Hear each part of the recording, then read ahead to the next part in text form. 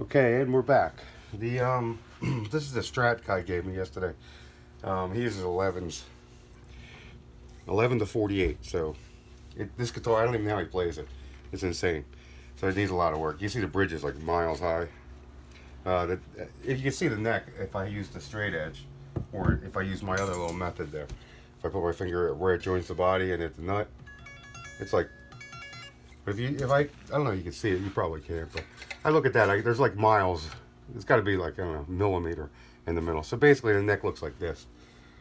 Okay, it doesn't do you good. You want it as straight as possible. So we're gonna have to fix that. It's good to get your tools. I keep just in case. I mean, everybody's got different truss rod wrenches. It's good to have a set of these around because you got everything you need. There's a 7/64 for this truss rod, so we're gonna need that. He gave me new strings, so I'm gonna take it apart first. Obviously, I'm gonna have to make some adjustments to the springs, so we'll take that off. Get that out of the way. This has one of those micro tilt neck things on it. So if the neck angle's off, you can loosen these screws and go in here and make an adjustment to kick the neck angle back a little bit. Well, I'm not going to know until I get this thing totally done, but I'm going to do the frets and everything on it, so you'll see that. Well, we'll see what happens here. I just want to take this off and see what's going on inside there. Sometimes there's one or, well, I can see there's 4 springs, so yeah, you got 4 heavy springs on there. Now, the different colors are, well, they're not super heavy, but different colors have different springs. Each company makes them, and some they have silent springs that are coated, so you don't get that noise. And some people that are really into studio work want super quiet. Live guys, they don't really care so much. This has locking gears, so we got to take that off. He wrapped the strings, but you don't need to wrap the strings with these. It's kind of, so we'll go over all that. So first I got to break it down a little bit. Now I'm going to take the my trusty string winder, and I'll just loosen these up first. Get that out of the way. Sorry, I'm rushing the film video here, but you know, I don't want to waste your time. I might go back and edit it, but I don't know. We'll see. Kid can make $26 million. I only want $100 a month. I'm happy. Alright, so these tuners work. Basically, Sprezel was the guy who invented these. Bob Sprezel, nice guy. He's from Chicago, Cincinnati. Is it Cincinnati? I forget. I went and visited him once. Where the Hall of Fame is, yeah. So we loosen these. Basically, there's a pin in there. The pin goes up and down. It holds the string in place. These are not Sprezels. They kind of, you know, borrowed the idea from him. I don't think he's too happy about it. Alright, so we're going to loosen these up and get rid of these suckers. Now this is a string through the body, which is a real pain in the butt. So what we're going to do is we're going to cut the chase. So once I get these off, which is a lot of string lines on here. Oh. I got to talk to this. Yeah, I'm going to teach him how to string a string guitar. This is like a #1 reason guitars go out of tune, especially if you have a tremolo. String wise, every time the tremolo goes down, it comes back, but the string unloosens and then has to retighten up again. So each time the winds can go up and down and kind of squish it.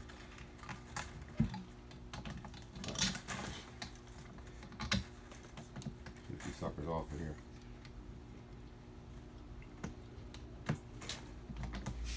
Wow. There you go. Alright, so I got to get these strings out, and the easiest way to do it is to cut them. I ain't going to reuse them. Never reuse old strings. It's just a waste. Just if somebody brings a guitar in for a setup, either get new strings, and if they use a specific set, nowadays everybody uses whatever they want to use. So tell them to bring their own strings. I stock Diodarios, 9s and 10s, but anything else I just say, if you want anything else. So for basic setups, I'll use them. But if somebody wants 11s or something, I don't stock them. So what I'm doing, I cut the string so I can push it. It's a lot easier to get them out like this than to have that long string, and then that gets stuck on the body and you wind up scratching something. Nobody wants to scratch a guitar. It's no fun. Okay, so we get rid of them. All right, what I'm going to do now is what am I going to do? Well, I got to do the frets, so I'm going to take the neck off. But I'm going to check the truss rod now. I'm going to straighten it up a little bit just because I'm going to do a fret dress on it, and we'll come back in that in a second. The truss rod on this is up here. Sometimes they're down here. Sometimes you gotta take the neck off. Not too much fun. This one here, I'm just gonna straighten it. Now I can see it straight because I've been doing it for a million years. But if you're not, you can always put a straight edge on here. And then if you hit your finger on there, you can kind of see if there's any light under there, or if you hear any clicking noises, you know you got a bad fret. We'll go over that again later too. Okay, so that's straight. I want to take this neck off. You're going to say, why don't they use power tools? And I'm going to say, because I don't want to make a mistake on camera. So, you need your good old number 2 screwdriver, which is usually right here, and it's not right where I usually keep everything right. Oh, there it is.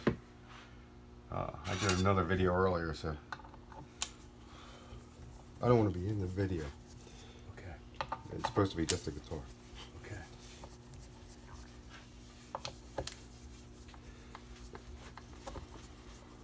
All right, we're going to take that off. Another trick I'll show you real quick, which I'll probably disappear for a second, is whenever you have like something, I'll empty this out for now, just to show you. You know, just keep a bin next to you and keep everything from that job in that bin so you know where it is. Otherwise, it winds up with all this other stuff you have all over your desk, and you want to put it all back together at the end. So I'm going to take these out. There you go. There's your plate. Be careful because they use sometimes this. I don't know what this finish is. Sometimes they use nitro lacquer. You put acetone on it, you're doomed. Lacquer thinner, no good. Naphtha works good. I keep naphtha in a little bottle here. Like any kind of you have crap, naphtha basically is lighter fluid. Yeah, you can put it on there, and if you get any like some stickers or smudge or whatever, yeah, you can get it off pretty easy with the naphtha. It works good on pick guards too. All right, so the neck came off. Oh, okay. So here you have your neck. I'm going to do a fret dress on that real quick. This is all messy here, so we'll just clean this up. But I said if you have a problem, like naphtha is amazing stuff. You just put it on the rag. It'll clean almost anything. I know, you try it on a little spot first. Well, I've tried it on spots for my whole life, so I kind of know what I can and can't do. Now, if it was a guitar that came in that I don't know the brand, in that case, you know, I would definitely, I don't even know, I would wipe it probably with something safer. In this case, sometimes they use polyester. Now, if you have polyester, when you tighten this neck bolt on, you'll always see fenders. It's so thick. When you tighten the neck, sometimes you'll get a crack in here. You don't want to do that. Right now, I'm guessing this is nitrocellulose lacquer, but I'm not sure it's a real fender. It probably is polyester, but it's not super thick. But you can see it's dented from the neck plate. The old ones, every year is a different fender, but sometimes you get them where the finish is so thick. You tighten these on and it cracks, and that's a big headache you got to deal with, so we try not to do that. Another reason I don't use power tools all the time. All right, so then the body's right here. I'm going to clean it up more later. I just wanted to get it going. All right, so now we're going to move on to the neck.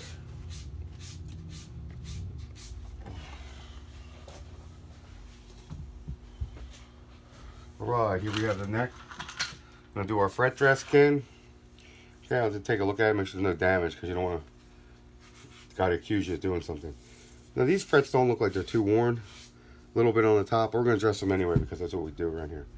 So I straightened the truss rod with my trusty 7/64 wrench. Okay.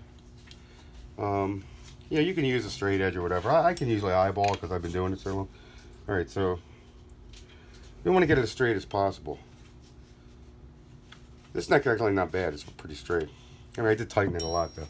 All right, so now we're going to take our marker, which we had before. I'll show you the deal where I'm going to just run this across the top of each fret.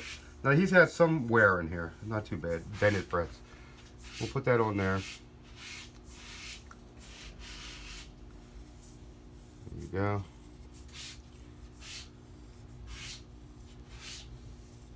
If I don't run out of memory on my camera there. Oh, it's hard when you're talking and doing this stuff. All right. There you go. So the blue's on there. I got a little bit on the fingerboard. Sorry. I don't normally do that, but I was talking and thinking. All right. So now we're going to go back. We're going to start with the old. We got the 220. We got the 320. We got the 400. We got the 400 paper here. Then we got 600. and then we got 800, and then we got 1,000. So we're gonna go up there, and then of course we have the steel wool. So we're gonna start out with the 220. Okay. I just want, again, the purpose of this is to. All right. Now you don't need. They sell these, like, all these kind of fancy things and all. I'm just gonna lay it flat on here, so it's nice and flat. I don't need no support other than that. Neck through, something like that. It's a little different story. All right. So we're gonna just give it the old 1-2 over here on the frets. Hear no clicking noises? The fret paper is perfectly fine. Again, I showed you I buy this. It's a 3M. It's worth it. It's like $40 for a roll. You don't think it's worth it at the time, but when you get it, it's fine. It lasts forever. Okay? And that just sticks right on. You could just pull it right off. So you put it on. I'll show you one day. You take this, you roll it out like that. You stick the paper on there. Get it close to the end. I'm not doing it right, obviously, but then use a nice razor knife. And you cut it as close as you can. You cut it that way, you cut it there. Because you don't want anything hanging over. Anything hanging over is going to kill you. So you don't do that. Okay? So we're going to, if you had one little bump, you'll hear a noise. Okay? So I'm just giving it the old 1-2 over here. Any of those little imperfections, the dents you get in the frets from people playing specific notes over and over again. Obviously the A, the G string, always a problem.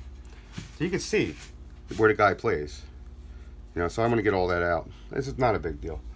As long as you're holding the neck flat. So I'm not working really in one area because you're using a long block. And again, I'm holding the radius. I'm always following the radius. But because I've been doing this so long, I naturally do it. So you might not see it.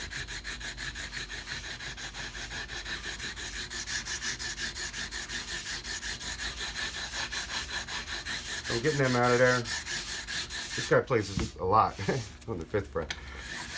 Now, different frets, I'll just, while I'm doing this and you're watching me here, I'll explain something. Fret wire comes in different sizes, different shapes, thick and high, or thin and fat and low.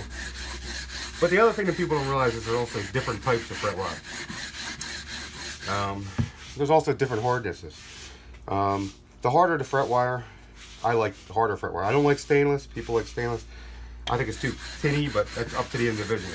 Stainless also, you need a whole different set of tools to work on. The stuff we use is usually called nickel silver. Has no silver in it. It's nickel and brass.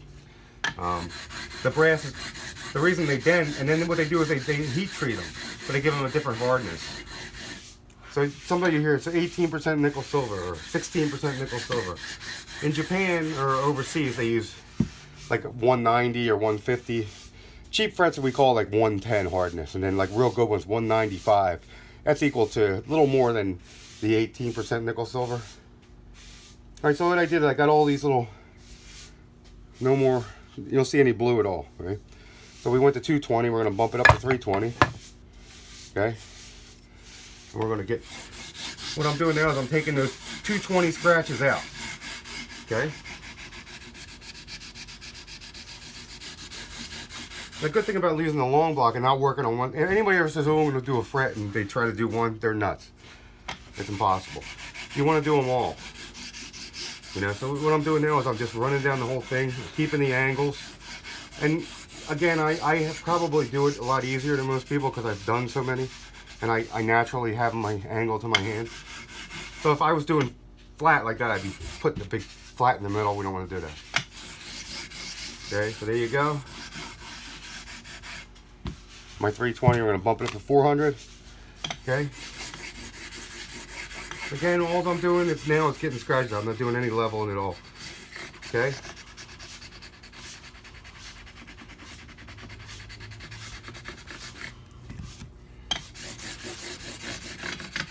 I hear that noise? There's something in here, and I'm not sure what it is, so I'm going to stay away from it. I can't change the paper on tape. So I'll just hold the block on a little bit of an angle. This is the 400. But hear that clicking noise? I guess it's probably catching right here. So that's, you don't want to do that, whatever you do. So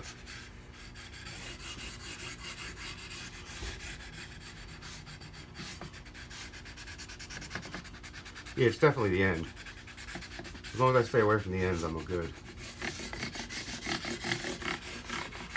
There's your 400. Now we're going to take the 400 on the